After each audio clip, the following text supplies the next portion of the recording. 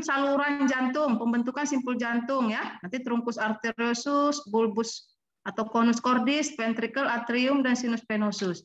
Kemudian pembentukan sekat jantung, ada sekat atrium, sekat septum primum, secundum ya, dan trunkus, conus, septum atrioventricular kanal ya. Ya, katup bikuspid, trikuspid, dan semilunar. Oke. Ya. Nggak apa-apa ya, saya agak kencang nih ya.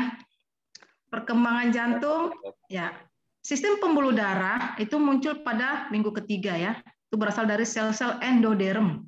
Ya, endoderm itu sel-sel bagian dalam. Kemudian dia akan menginduksi sel-sel mesoderm. Ya. Sel mesoderm ini nanti membentuk angioblas. Angioblas inilah cikal bakal pembuluh darah. Pokoknya yang namanya blas-blas itu deh, itu namanya benih atau bibit daripada suatu sel. Nah, gitu ya. Ingat yang namanya blas-blas. Kemudian angioblas ini nanti berproliferasi menjadi angiokista, ya. Oke. Setelah itu angiokista ini letaknya di mana? Di sisi ventrolateral, menyebar ke arah kaudal, ke arah kepala, ke arah kaput, membentuk plexus pembuluh darah kecil, ya, yang berbentuk seperti tapak kuda.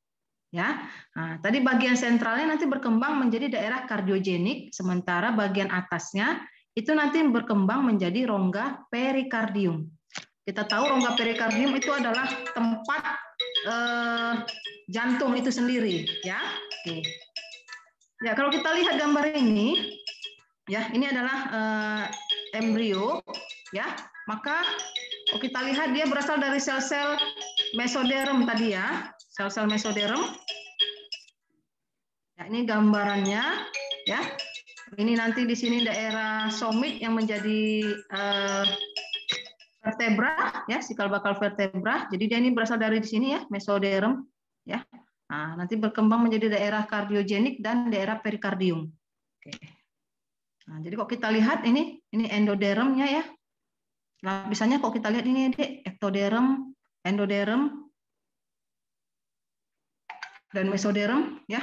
Awalnya perkembangannya seperti ini kalian lihat ya. Jadi di sini di awalnya, kemudian dia berkembang, nah ini ya di sebelah lateral menjadi terbentuknya rongga perikardium cavity. Habis itu ya perikardium cavity ini terus melengkung ya, ini terus melengkung, ini membentuk sudah ada jantung ya, saluran daripada jantung, dan akhirnya kalau kita lihat ini mudigahnya ini ya, nah ini jantungnya udah mulai dia ke sisi daerah torak ya. Kalau tadi dia masih ke arah kauda, di arah ke arah kaput, di arah kepala, turun sampai dia akhirnya posisinya di torak sini ya, di dada. Ini kepalanya, ini badannya, dan ini kakinya nanti ya. Oke, bisa kira-kira ya Dek? Bisa Dok. Oke, bagus.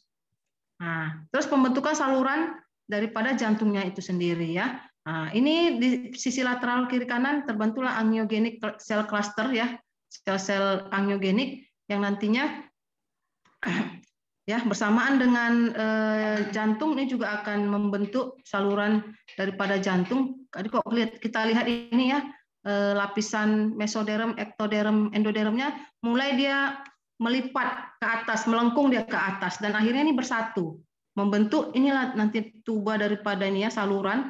Nah, jadi ini nanti perikardium cavity ya, dan ini daerah neural chest, ini nanti yang berkembang menjadi daerah abdomen ini ya, daerah foregut dan sebagainya. Nah, seperti itu ya. Ya, pipa jantung, masing-masing sisi berfusi membentuk satu pipa jantung menempel pada sisi dari dorsal dari cavitas perikardium oleh dorsal mesokardium. Kemudian ada splanik mesodem di sekitar pipa jantung. Ini calon endokardium menebal dan membentuk mantel myoepikardium ya. Itulah nanti calon otot jantung dan epikardium. Ya, pembentukan rongga jantung awalnya tabung jantung itu memanjang seperti ini dia, Dek. Nah, memanjang tadi kalau kita lihat, kemudian pada hari ke-23 mulai dia berkelok, membengkok ya. Nah, akhirnya dia posisinya seperti ini ya, bagian atrium di arah kaudal bergeser ke dorsokranial ke arah kiri. Dan pada hari ke-28 membentuklah rongga jantung.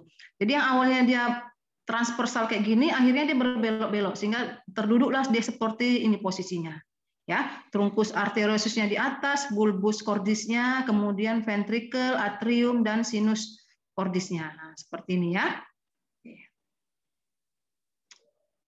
Jadi udah terduduk dia seperti ini posisinya. Nah, jadi ya atrium dan ventricle. Atrium komunis, awalnya atrium masih komunis. Komunis itu artinya bergabung, ya. Nah, kemudian nanti ya bergabung ya, atriumnya masih bergabung di rongga perikardium. Kemudian persambungan atrium ventricle tetap sempit nih. Atrium dan ventricle masih celahnya masih sempit. Kemudian terbentuk saluran atrioventrikular yang menghubungkan atrium komunis dengan ventricle embryonik. Jadi nanti mulai terbentuk ini valvula sekat antara atrium dan ventricle, tapi atriumnya masih bersatu, ventricle-nya juga masih ventricle embryonik ya, belum berkembang. Nah, seperti itu. Kemudian ya, pembentukan atrium dan ventricle. Bulbus cordis proximal membentuk ventricle kanan dan trabekula. Jadi mulai terbentuklah trabekula dan ventricle kanan, kemudian bulbus cordis di tengah membentuk aliran keluar dari kedua ventricle. Bulbus cordis distal merupakan bakal dari aorta dan arteri pulmonalis, ya. Oke, dan pada akhir pembentukan ruang jantung, ya dinding tabung bertrabekula kanan dan ventricle kiri dipisahkan oleh foramen interventricularis primer. Ya. Hal-hal penting selama pembentukan jantung, ya. Pipa yang semula memanjang terbentuk lekukan-lekukan, kemudian pada beberapa tempat yang berbeda kecepatan perkembangannya, ya sehingga ada daerah yang kecil dan yang besar. Pipa ini memisahkan diri menjadi bagian kanan dan kiri, ya. Oke, kemudian pembentukan sinus venosus. Ini pada minggu ketiga, sinus venosus menerima darah dari kornu kiri dan kanan. Ya, masing-masing ada nanti nih venanya, vena vitellina, ompalomesenterik, umbilicus, kardiak komunis, posterior dan anterior. Vena vitellina ini nanti cikal bakal untuk vena-vena daerah mesenterium ya, daerah saluran cerna ya, sama dia ompalomesenterik. Vena umbilikal nanti daerah umbilikus ya, dan vena cardinalis komunis inilah untuk di daerah jantung ya, semasa embrionik. Ya, vena cardinal posterior dan anterior nanti menjadi vena cardinalis pulmonis ya, bergabung namanya ductus Cuveri, ini nanti yang akhirnya menjadi vena jugularis ya, vena jugularis yang primitif. Kemudian pembentukan sinus venosus. Ini pada minggu kelima, vena umbilikalis kanan dan vitellina kiri menutup kornu sinus kiri tidak lagi berfungsi. Ya. Kelak saat vena cardinalis komunis sinistra juga menutup pada minggu ke-10, yang tersisa hanyalah kornu sinus, yaitu vena oblik dari atrium sinistra dan sinus coronarius. Ya, jadi ini yang ya, vena-vena tadi kan banyak ya, vitellina apa itu ya. Akhirnya mereka berobliterasi dan berkembang ini di daerah vena cardinalis komunis, yaitu vena oblik ya, dan sinus coronarius ya, sinus coronarius. Sinus coronarius nanti kita tahu itu adalah pembatas ya, daerah ventricle dengan sinus coronarius itu adalah tempat muara daripada vena-vena cordis di jantung. Itu namanya sinus coronarius. Sementara sulcus coronarius itu adalah nanti pemisah antara atrium dengan ventricle. Ya, oke. Nah, akibat aliran pintas dari kiri ke kanan, maka kornu sinus kanan dan vena kanan juga melebar, ya, menyatu dengan dinding atrium. Ya, muara kornu orifisium sinoatrial. Diapit kiri dan kanan oleh lipatan katup vena kanan dan kiri. Sebelah atas katup menyatu membentuk septum spurium dan akhirnya menjadi septum secundum.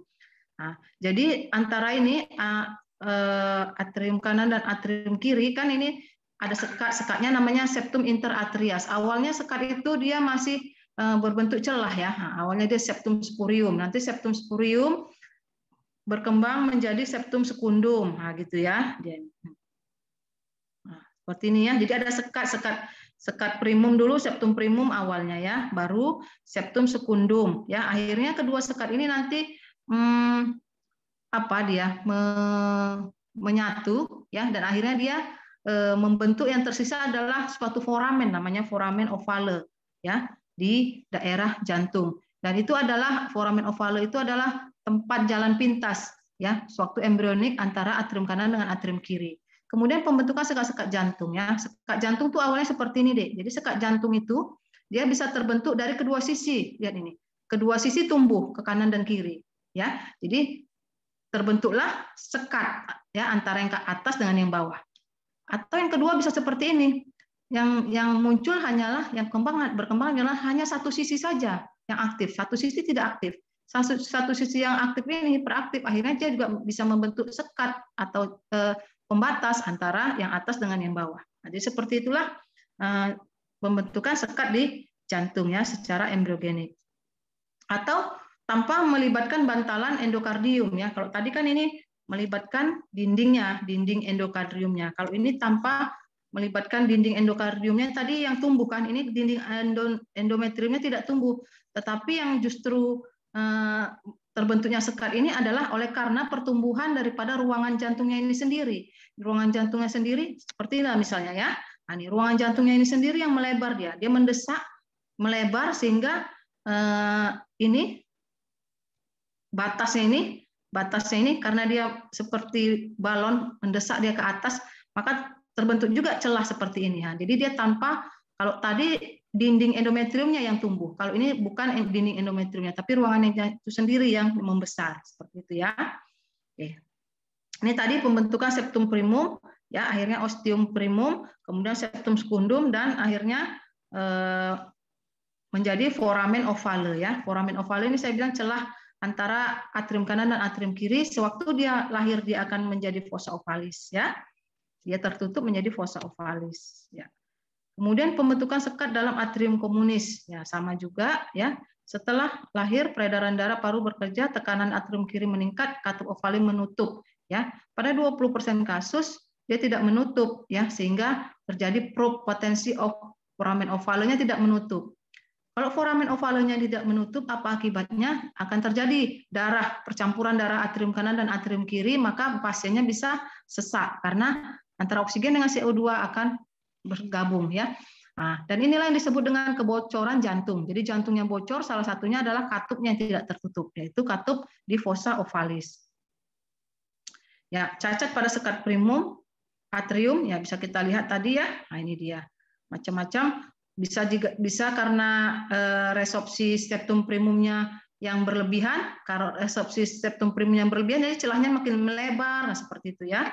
Nah, jadi ini bisa kita lihat tidak terbentuknya septum secundum, jadi macam-macam. Jadi gagal daripada pembentukan dari septum primum, secundum dan akhirnya foramen ovalum tadi ya. Ya, ini menyebabkan atrial septal defect ya. Berarti ada defect di septum atrium ya. Ya. Kemudian pembentukan sekat dalam ventrikel sama seperti tadi ya. Nah, seperti ini ya pembentukannya. Jadi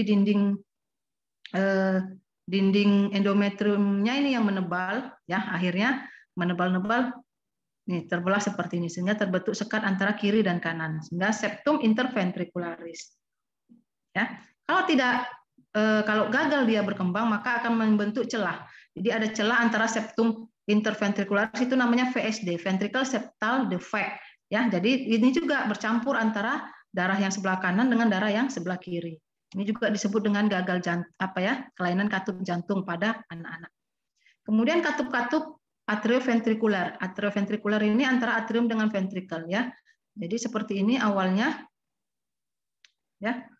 Ya, otot-otot miokardiumnya, kemudian nanti ini otot-otot jantung, otot-otot di jantungnya ya, sehingga ini bagian atasnya terbentuklah valvula seperti ini yang dihubungkan nanti dengan musculus papillaris. Penghubungnya ini adalah apa namanya, Dek? Tangan aja dulu pasiennya. Udah. Okay. Ya, maka yang disebut ini apa nih namanya, Dek?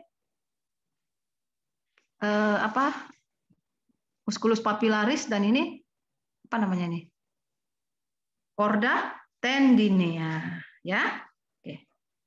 Kalau sebelah kiri namanya bicuspidalis, nanti kalau sebelah kanan namanya tricuspidalis, ya.